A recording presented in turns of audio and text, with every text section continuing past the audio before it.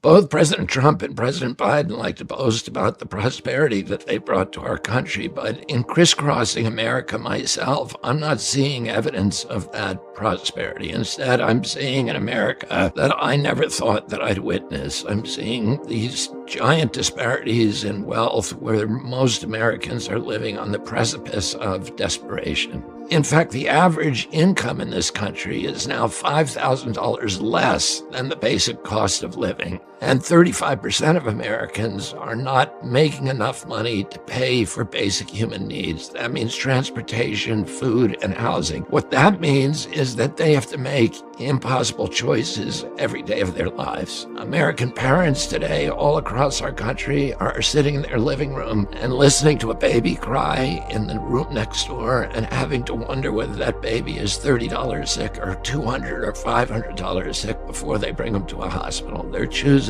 between medicine and food and gasoline and rent. And in order to bridge that gap between their income and their needs, Americans are increasingly relying on their credit cards. We now have the greatest credit card debt in America's history. Credit card debt is $300 billion more than when President Trump took his oath of office. And the average interest rate on that credit card debt is around 22%. When the mafia does that, they call it loan sharking. When banks do it, they just call it interest. If we're doing so well, then why is it today that 57% of Americans could not put their hands on $1,000 in order to pay for an emergency? And for the first time in American history, most Americans, in fact, 2/3 of us, believe that our children will be worse off than we are today. For most Americans, the American dream has turned into an American nightmare. And whatever graphs and data and statistics that government officials use to try to gaslight us into believing that everything is hunky-dory, reality is written across this country on the plywood that is boarding up all of these closed businesses from Main Street to Union Square in San Francisco, and it's etched on the faces of the mothers and fathers who gather weekly at their kitchen table to go through the bills and try to figure out how in the world they're going to make their ends meet.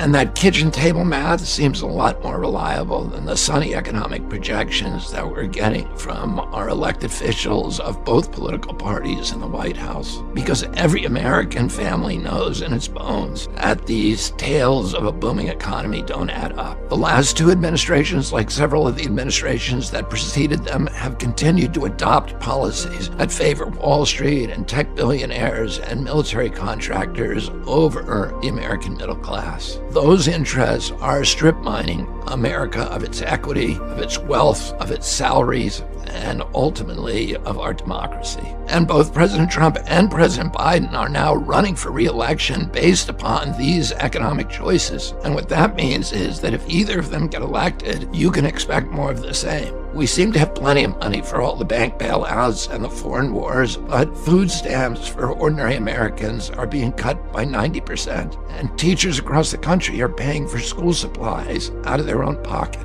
It's time that Americans got a president who cared about their economy and not the war economy and the bank economy and the finance economy and the Wall Street economy, and not the theoretical economy on the charts and graphs. Over the coming weeks, I'll be releasing an economic plan that focuses on ending this corrupt merger between state and corporate power that has made the 6 essential expenses unaffordable for most Americans. And those essential expenses are housing, food, childcare, utility bills, commuting to work, and getting the medical care that you need to survive. I want every American to know that you are not alone in this crisis. I want you to know that I'm going to be a president who's going to be thinking about solving your economic problems every day that I'm in the White House. The government created these problems, and you deserve a government that is going to solve them.